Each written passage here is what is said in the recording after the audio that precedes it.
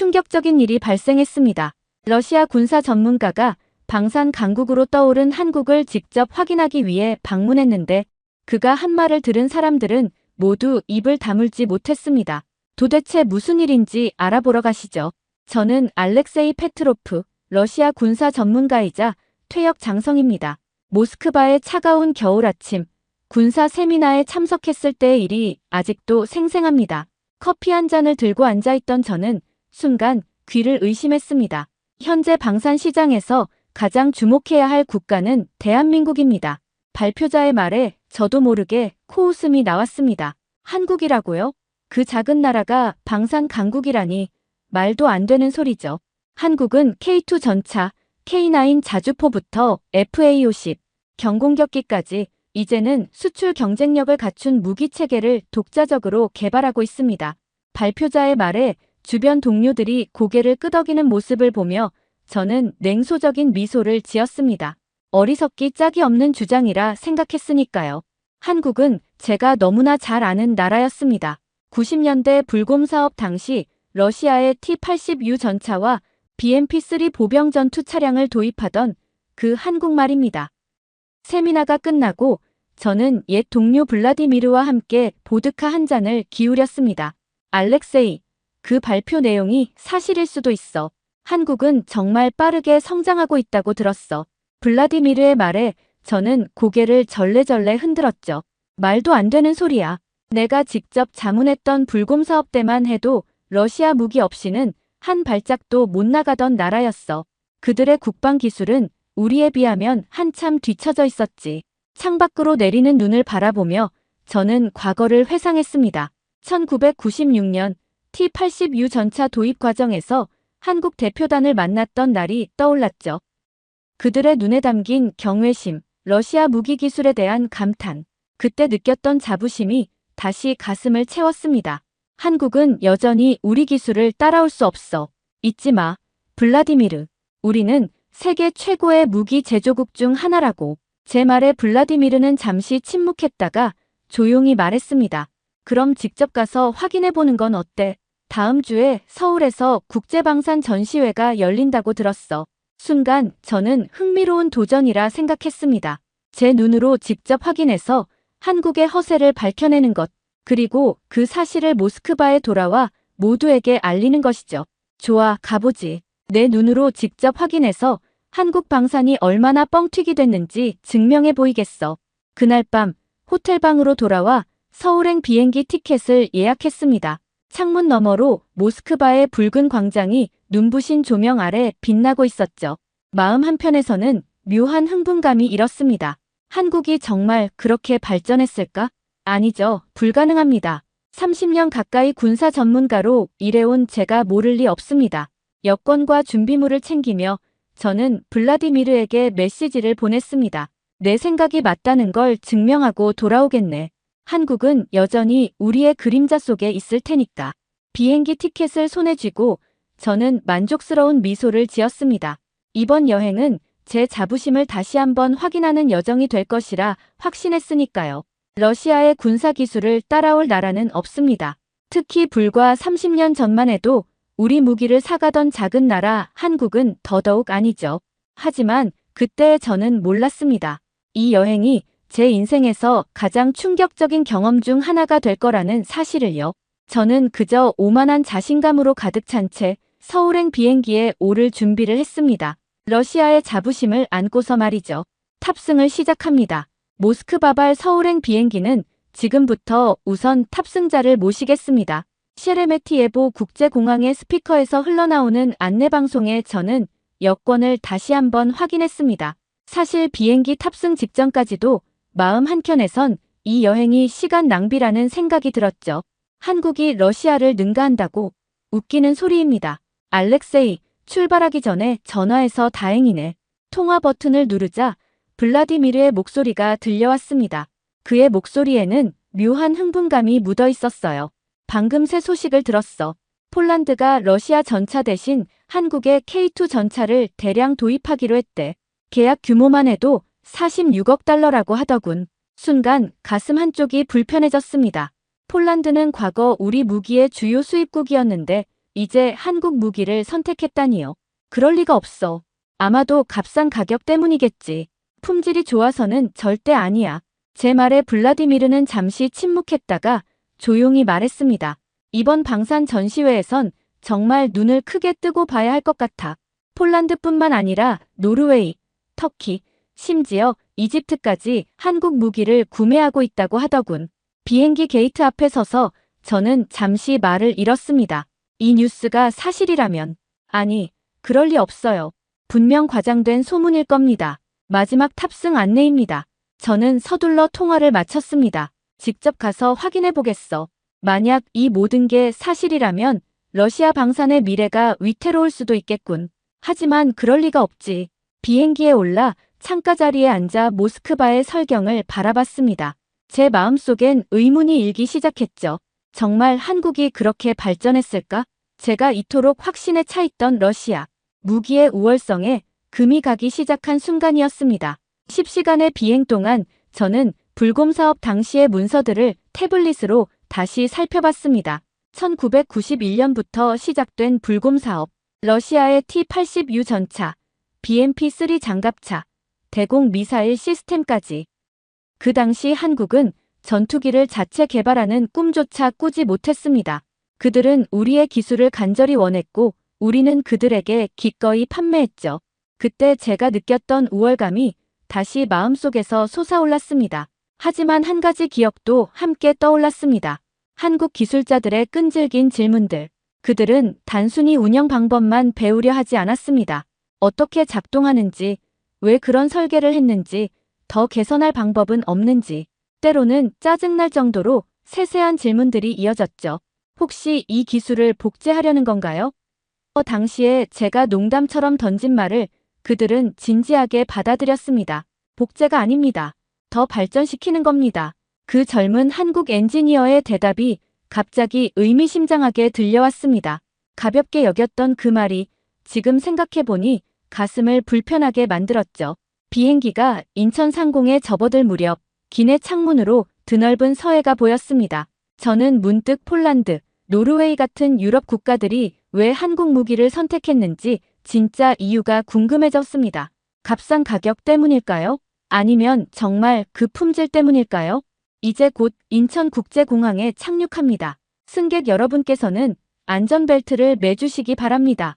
기내 방송을 들으며 저는 깊은 숨을 내쉬었습니다. 이제 제 눈으로 직접 확인할 시간이 왔습니다. 한국 방산의 실체를요. 제 마음속에선 여전히 한국은 러시아를 따라올 수 없다는 굳은 믿음이 있었지만 동시에 작은 불안감도 자리 잡고 있었습니다. 비행기가 활주로에 착륙하는 순간 이상하게도 심장이 빠르게 뛰기 시작했습니다. 마치 중요한 전투를 앞둔 군인처럼 긴장감이 몰려왔죠. 이건 단순한 방산 전시회 방문이 아니었습니다. 제 자존심을 건 확인 작업이었으니까요. 입국 심사를 마치고 공항을 빠져나오자 서울의 차가운 겨울 공기가 얼굴을 스쳤습니다. 택시에 올라타며 저는 운전기사에게 말했습니다. 킨텍스로 가주세요. 서울국제방산 전시회장으로요. 운전기사는 룸미러로 저를 흘깃 바라보더니 영어로 대답했습니다. 방산 전시회요?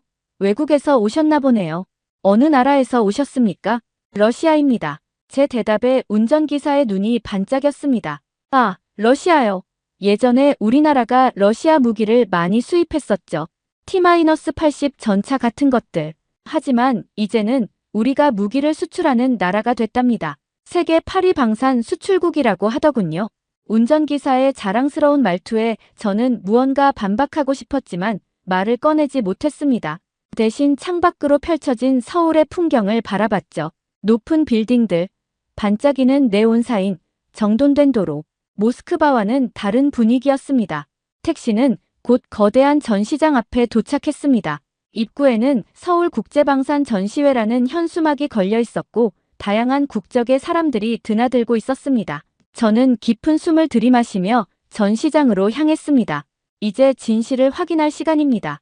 과연 한국은 러시아를 넘어섰을까요? 아니면 제 생각대로 여전히 후발주자에 불과할까요? 저는 철저한 군사 전문가의 눈으로 모든 것을 분석할 준비가 되어 있었습니다. 그리고 그 결과가 어떻든 모스크바로 돌아가 진실을 전할 것입니다. 하지만 그때까지만 해도 저는 몰랐습니다. 이 전시회가 제 믿음의 근간을 흔들어 놓을 것이라는 사실을요. 전시장 입구에서 신분증을 확인받고 나서야 저는 본격적으로 전시회장 안으로 들어섰습니다. 이름표에는 알렉세이 페트로프 러시아 국방연구소라고 적혀 있었죠. 몇몇 사람들이 저를 알아보는 듯한 시선으로 바라봤습니다. 아마도 불곰 사업 당시 제 이름을 어디선가 들어봤을지도 모르겠네요. 전시장 내부는 놀랍도록 넓고 화려했습니다. 수십 개의 부스가 질서정연하게 늘어서 있고 각 부스마다 첨단 무기 체계들이 전시되어 있었죠. 제가 가장 먼저 눈에 띈 것은 중앙에 위치한 대형 전차였습니다. 검은색 도장의 날카로운 외관을 가진 그 전차는 단번에 제 시선을 사로잡았습니다. 제가 다가가자 옆에 서 있던 안내원이 미소를 지으며 말을 걸었습니다.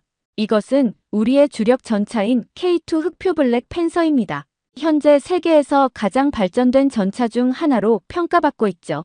저는 무심한 척 전차를 둘러보았습니다. 하지만 속으로는 놀라움을 감출 수 없었죠. 그 디자인과 세부 사항들은 분명 러시아 전차들보다 더 현대적으로 보였으니까요. 이 전차의 주요 성능은 어떻습니까? 태연한 목소리로 물었지만 사실 제 마음속은 이미 동요하고 있었습니다. 안내원은 자신감 넘치는 목소리로 설명을 이어갔습니다.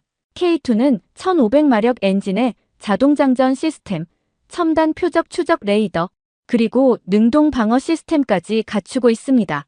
특히 경사지에서도 정확한 사격이 가능한 포 안정화 시스템은 세계 최고 수준이라고 할 수 있죠. 제 머릿속에는 자연스럽게 러시아의 주력 전차인 T-90과 비교가 되었습니다. 솔직히 말하자면 K2는 여러 면에서 우리 전차보다 앞서 있어 보였습니다. 특히 전자장비와 방어 시스템은요. 이 전차가 실전에서 검증된 적은 있습니까? 마지막 희망을 걸고 물었죠. 러시아 무기는 수많은 전쟁에서 그 성능이 입증되었으니까요. 안내원은 약간 미소를 지으며 대답했습니다. 아직 실전 경험은 없지만 수백 번의 혹독한 시험을 거쳤습니다. 그리고 무엇보다 폴란드, 노르웨이 같은 나토 국가들이 K2를 선택했다는 사실이 그 우수성을 증명하지 않을까요? 특히 폴란드는 러시아 무기에 익숙한 나라임에도 우리 전차를 선택했으니까요. 그 말에 가슴 한쪽이 찌릿했습니다. 폴란드는 오랫동안 러시아 무기 체계에 의존해왔던 나라였습니다. 그들이 한국 전차를 선택했다는 것은 단순한 정치적 결정 이상의 의미가 있었죠. 저는 K2 전차 앞에서 멍하니 서 있다가 옆으로 이동했습니다. 그곳에는 또 다른 거대한 무기가 전시되어 있었죠. 이것은 K9 자주포입니다. 현재 세계 시장 점유율 1위를 차지하고 있는 자주포죠. 젊은 여성 안내원의 말이 귓가에 들려왔습니다.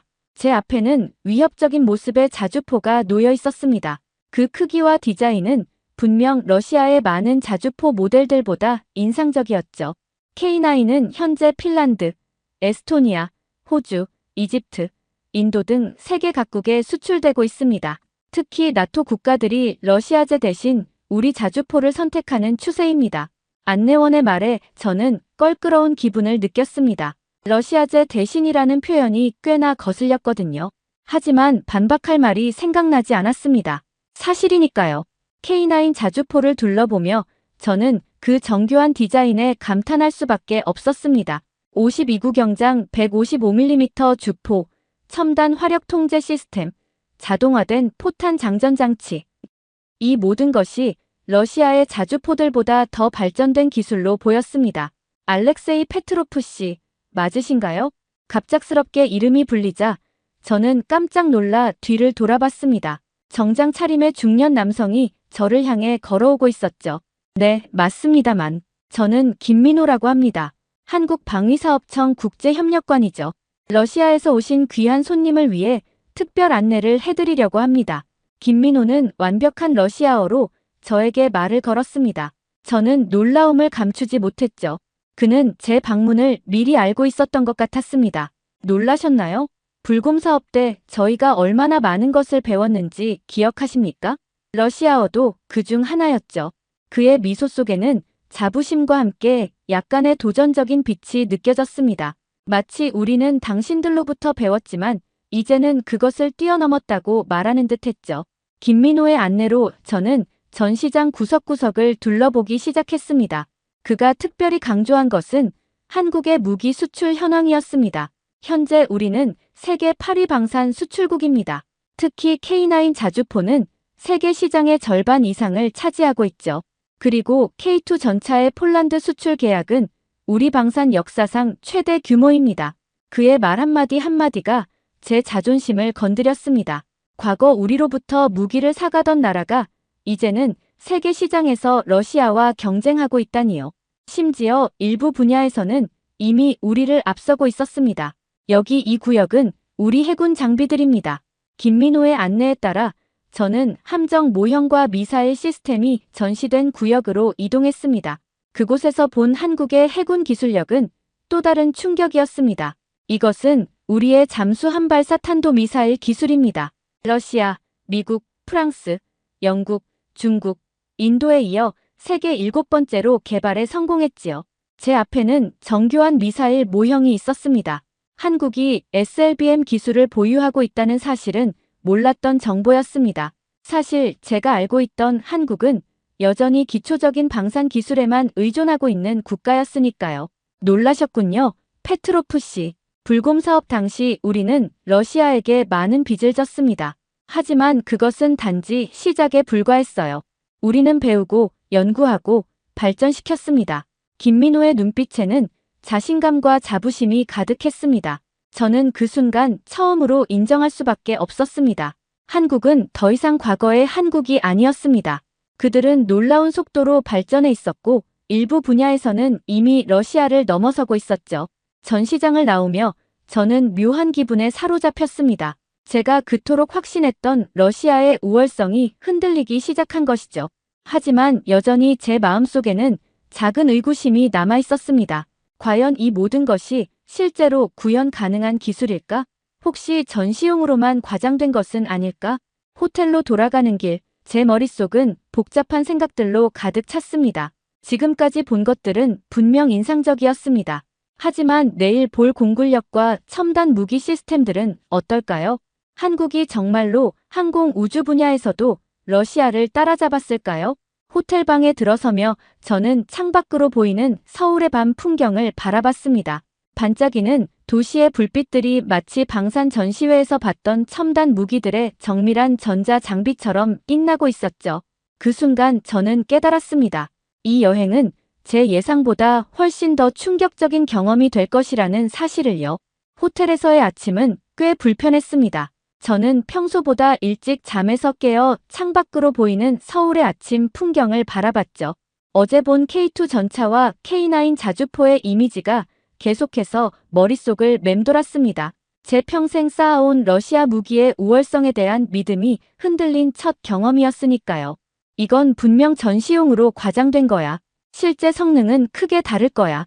제 자신을 안심시키는 말을 중얼거리며 아침 식사를 했습니다. 하지만 마음 한켠에서는 불안감이 커지고 있었습니다. 오늘은 한국 공군 기지를 방문하는 날이었으니까요. 항공 우주 기술은 러시아가 절대적인 우위를 점하고 있는 분야라고 항상 믿어왔습니다. 만약 이 분야에서도 한국이 러시아를 따라잡고 있다면 생각만 해도 불쾌했습니다. 김민호는 약속 시간보다 10분 일찍 호텔 로비에 도착했습니다. 그의 얼굴에는 여전히 자신감 넘치는 미소가 있었죠. 페트로프 씨, 오늘은 특별한 날이 될 겁니다. 우리 공군의 최신 전투기들을 직접 보여드리려고 합니다. 차에 올라 공군 기지로 향하는 동안 저는 창밖 풍경에 집중했습니다. 마음속으론 오늘 보게 될 것들에 대한 준비를 하고 있었죠. 어제의 충격이 충분했는데 오늘은 더 큰 충격이 기다리고 있을지도 모른다는 예감이 들었습니다. 사실 우리나라는 전투기 개발이 가장 늦은 분야 중 하나였습니다. 김민호의 말에 저는 약간 희망을 품었습니다. 역시 항공 분야는 한국이 아직 러시아를 따라잡지 못했을 것이라는 생각이 들었거든요. 하지만 지난 10년간 우리는 엄청난 속도로 발전했습니다. FA-50 경공격기는 이미 세계 시장에서 인정받고 있고 KF-21 보람의 전투기는 우리 항공 우주 산업의 새로운 장을 열었죠. 그의 말에 저는 조용히 대답했습니다. 러시아의 수호이나 미그 계열 전투기에 비하면 아직 많이 부족하지 않습니까? 김민호는 미소를 지으며 말했습니다. 직접 확인해 보시죠. 공군 기지에 도착하자 우리는 곧바로 경납고로 안내받았습니다. 그곳에는 몇 대의 전투기가 정렬되어 있었습니다. 첫 번째로 눈에 띈 것은 비교적 작은 크기의 전투기였죠. 이것이 FA-50 경공격기입니다. 현재 필리핀, 이라크, 태국, 인도네시아, 말레이시아 등 여러 나라에 수출되고 있죠. 저는 FA-50을 유심히 살펴봤습니다. 디자인은 미국의 F-16과 비슷했지만 분명 한국만의 특색이 있었습니다. 특히 전자장비와 무장 시스템은 인상적이었습니다. FA-50의 장점은 무엇입니까? 물론 약점을 찾기 위해 던진 질문이었습니다. 김민호는 자신있게 대답했습니다. 가성비가 세계 최고 수준입니다. 시간당 운용 비용이 미국이나 러시아 전투기의 절반도 안 되면서 성능은 굉장히 뛰어납니다. 특히 전자장비와 정밀 타격 능력은 동급 항공기 중 최고 수준이죠.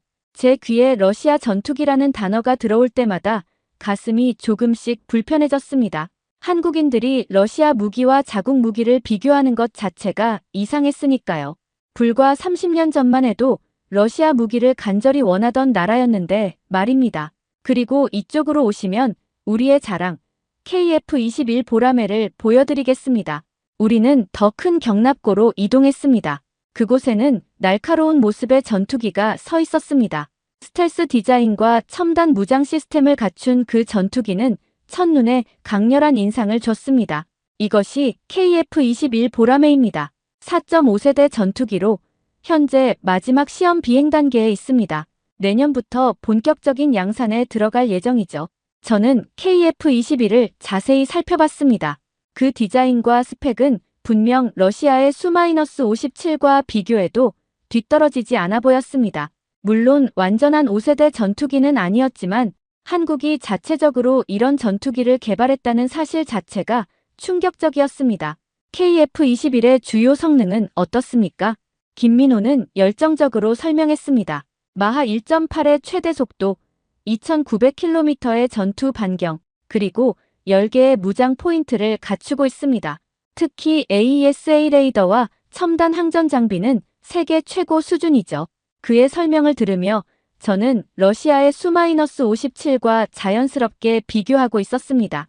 몇몇 측면에서는 KF-21이 뒤처졌지만 전자장비와 정밀 타격 능력에서는 오히려 앞서 있는 것 같았습니다. 지금부터 FA-50과 KF-21의 시연 비행을 보여드리겠습니다.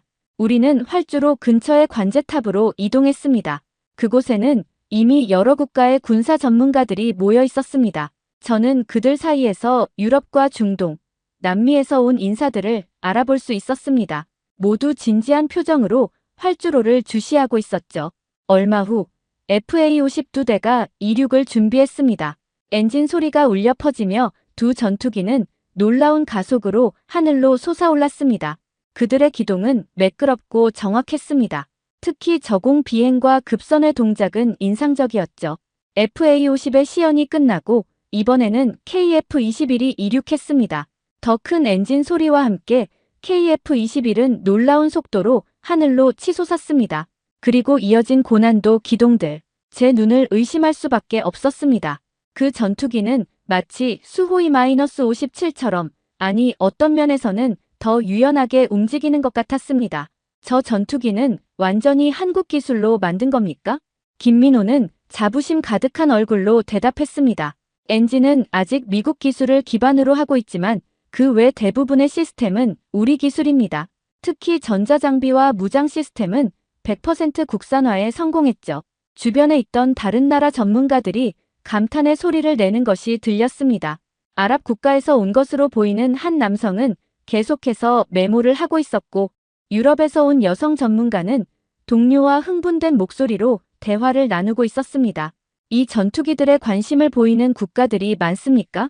김민호는 자신감 있게 대답했습니다. 네, 특히 FA-50은 이미 여러 나라에 수출되고 있고 KF-21도 양산이 시작되면 수출 협상을 본격화할 예정입니다. 중동, 동남아시아, 심지어 동유럽 국가들까지 관심을 보이고 있죠. 그의 말에 또다시 가슴이 불편해졌습니다. 동유럽이라면 과거 러시아 무기의 주요 수출 대상이었는데 이제는 한국 무기를 검토하고 있다니요. 시연 비행이 끝난 후 우리는 다시 경납고로 돌아와 무장 시스템을 자세히 살펴봤습니다.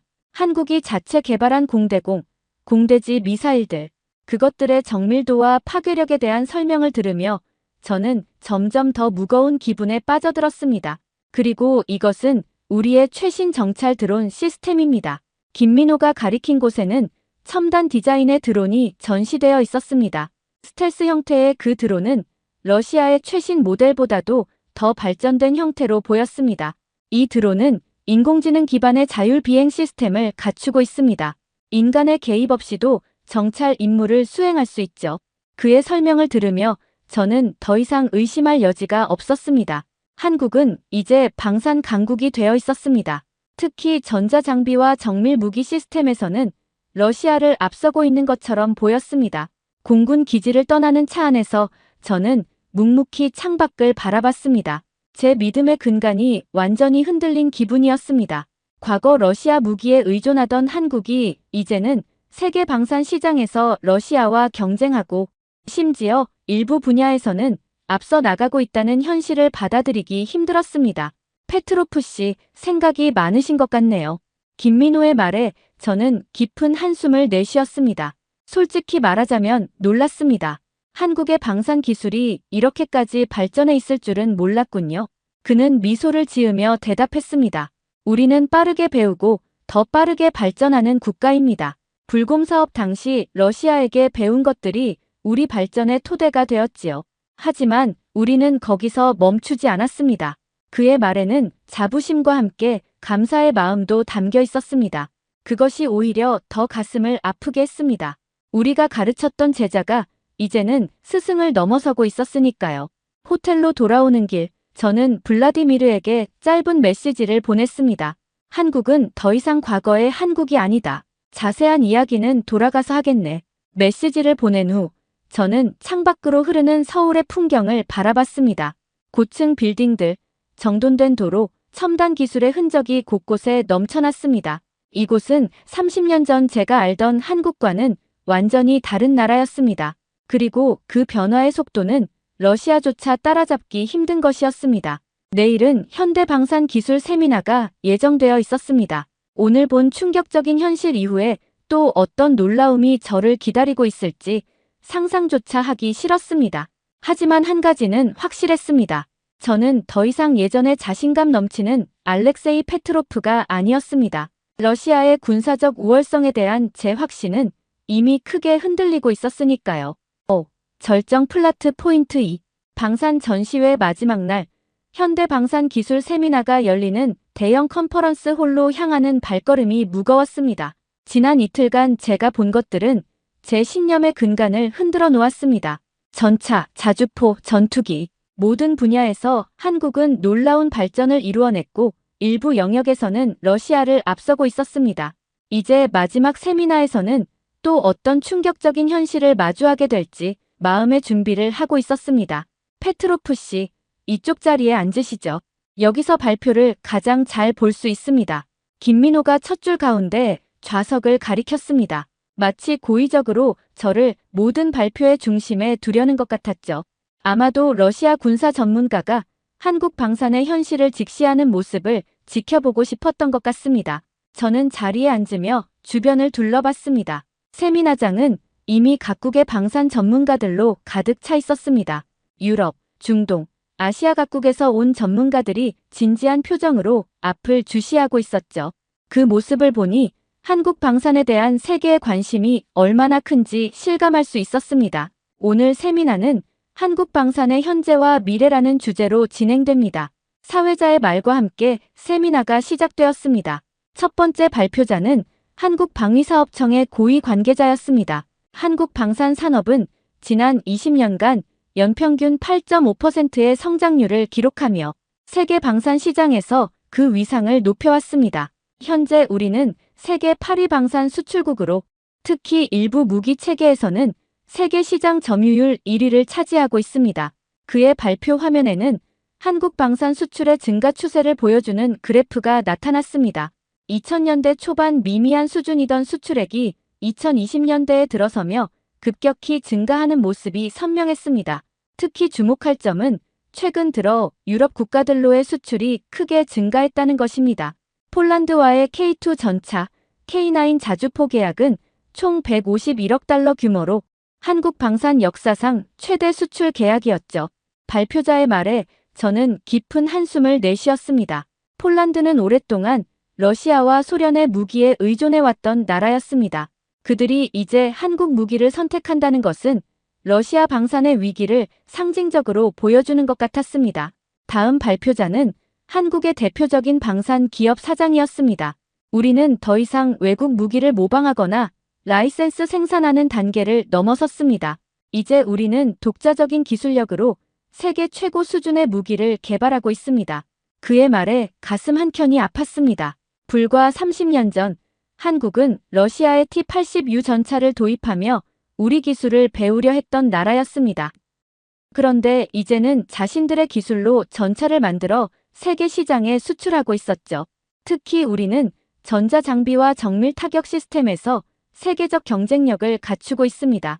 K2 전차의 주포 안정화 장치, K9 자주포의 자동 사격 통제 시스템, 그리고 FA50과 KF21의 AESA 레이더는 세계 최고 수준입니다. 발표자의 화면에는 한국이 독자 개발한 각종 군사 장비들의 사진이 연이어 나타났습니다. 그 중에는 제가 처음 보는 장비들도 많았습니다. 특히 레이저 무기 체계와 드론 방어 시스템은 러시아에서도 아직 초기 개발 단계에 있는 기술이었습니다. 우리는 이제 4차 산업혁명 기술을 방산에 접목하고 있습니다. 인공지능, 로봇공학, 양자 기술을 활용한 미래 무기 체계 개발에 박차를 가하고 있죠.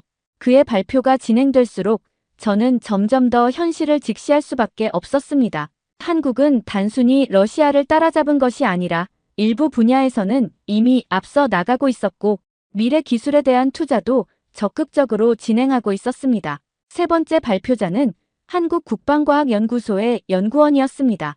그는 한국의 미래 방산 기술에 대해 발표했습니다. 우리는 현재 초음속 순항 미사일, 레일건, 양자, 암호화 통신 시스템 등 차세대 무기 체계 개발에 집중하고 있습니다.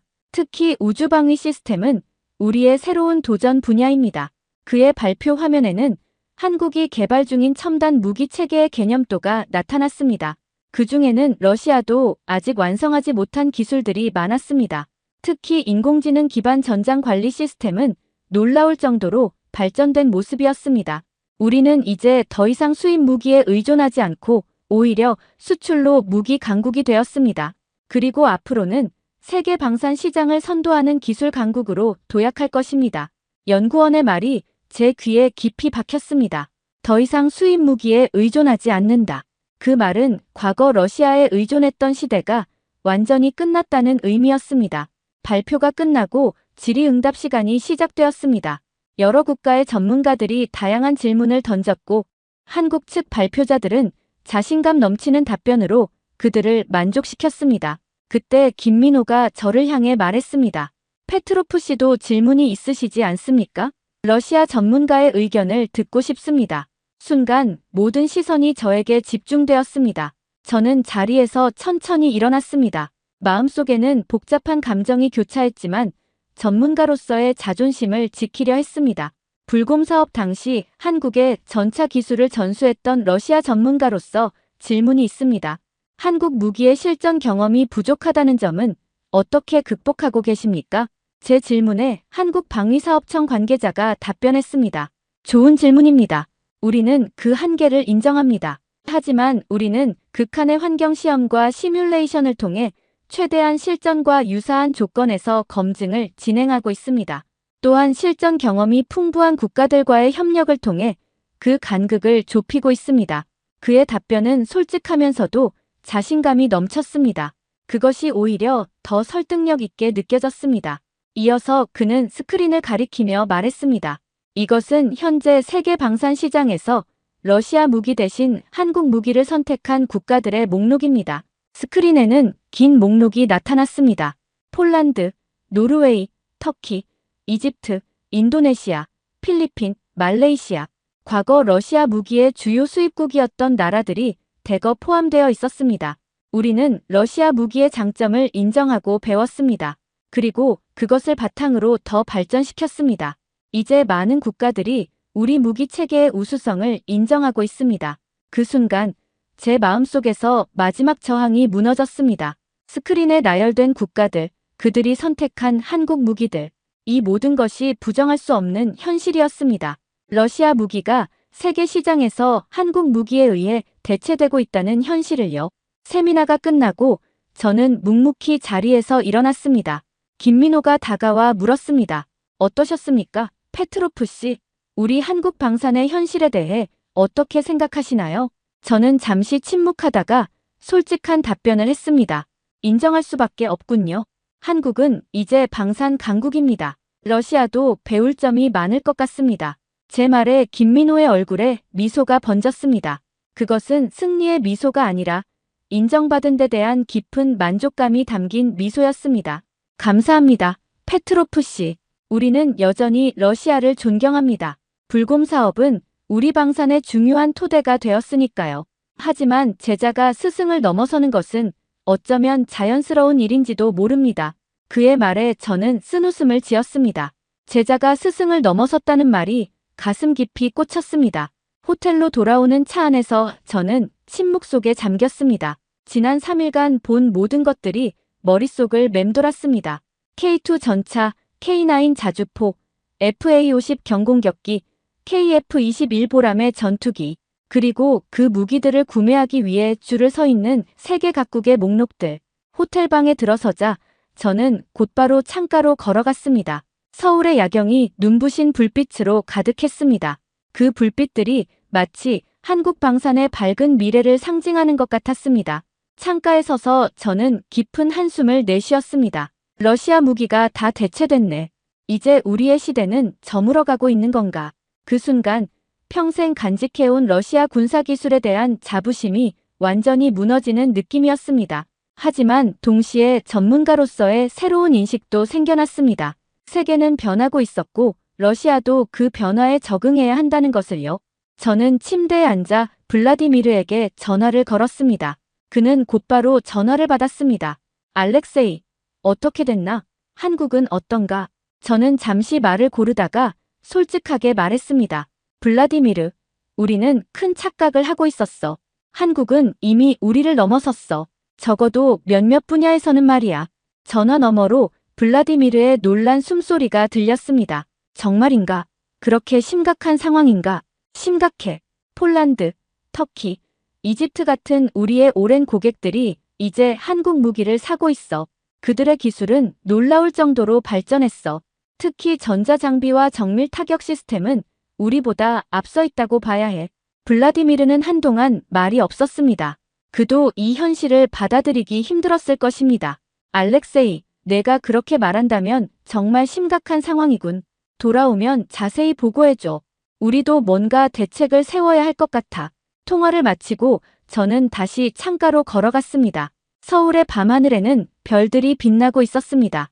이제 한국은 방산 분야의 새로운 별로 떠오르고 있었습니다. 그리고 러시아의 별은 서서히 빛을 잃어가고 있는 걸까요? 내일은 모스크바로 돌아가는 날입니다. 제가 가져갈 것은 충격적인 현실과 새로운 인식뿐이었습니다. 러시아도 변해야 한다는, 더 발전해야 한다는 절박한 인식 말입니다. 귀국 전 마지막 밤, 저는 호텔룸에서 창밖의 서울 야경을 바라보며 깊은 생각에 잠겼습니다. 3일간 봤던 모든 것들이 머릿속을 맴돌았죠. K2 전차, K9 자주포, FA-50 경공격기, KF-21 전투기, 그리고 그것들을 사기 위해 줄을 서 있는 세계 각국의 목록들. 이것이 현실이구나.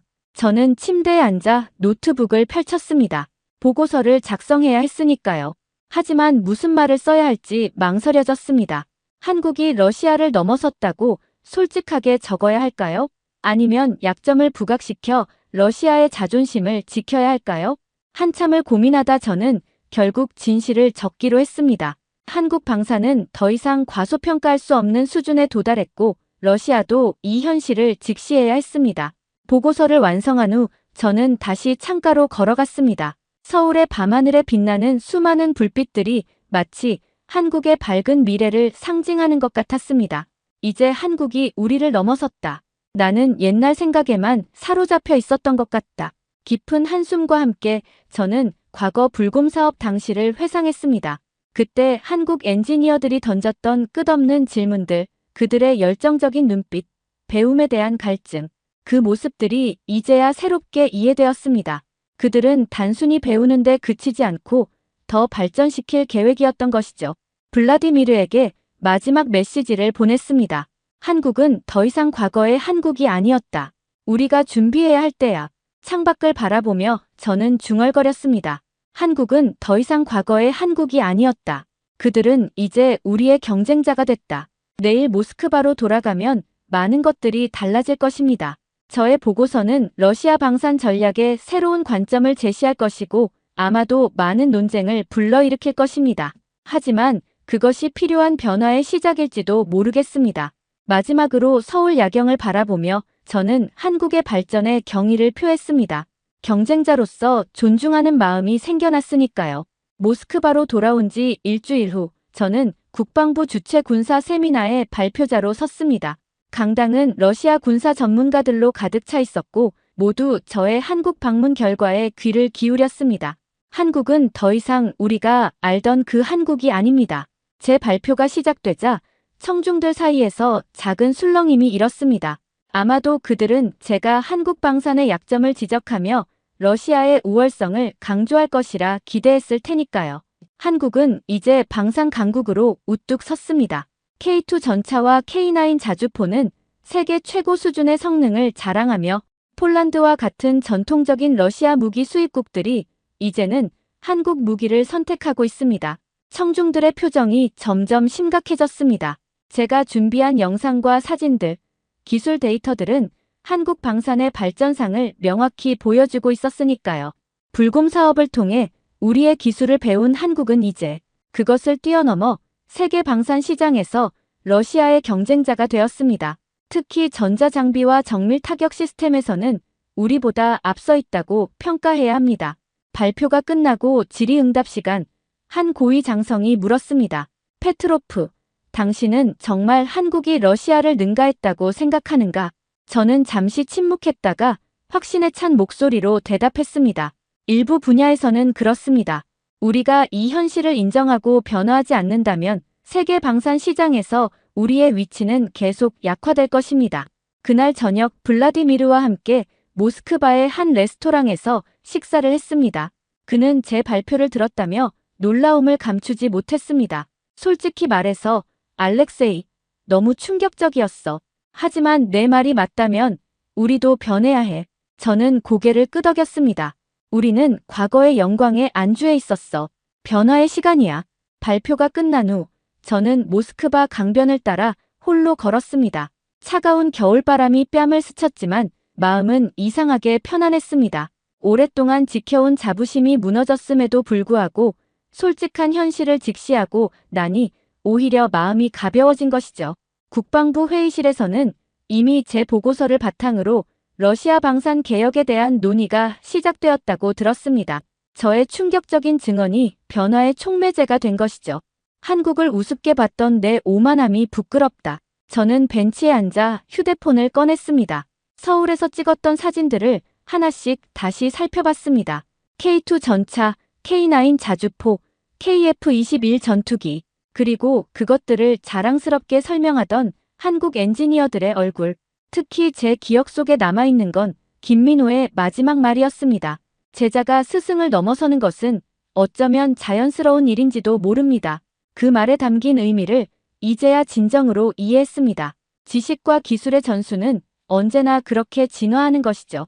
학생은 스승의 지식을 바탕으로 더 발전시키고 결국 새로운 높이에 도달하게 됩니다.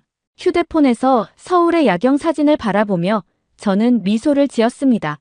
경쟁자의 성장을 인정하는 것은 아프지만 동시에 그것이 우리 자신을 발전시키는 원동력이 될 수 있다는 새로운 깨달음이 찾아왔으니까요. 러시아와 한국 두 나라는 이제 세계 방산 시장에서 경쟁하게 되었지만 그 경쟁이 결국 양국의 발전을 이끌어낼 것입니다. 저는 그것을 확신했습니다. 대한민국, 방산 강국으로 우뚝 서다. 휴대폰 화면 속 서울의 밤하늘에 빛나는 불빛들이 마치 한국의 밝은 미래를 축복하는 것 같았습니다.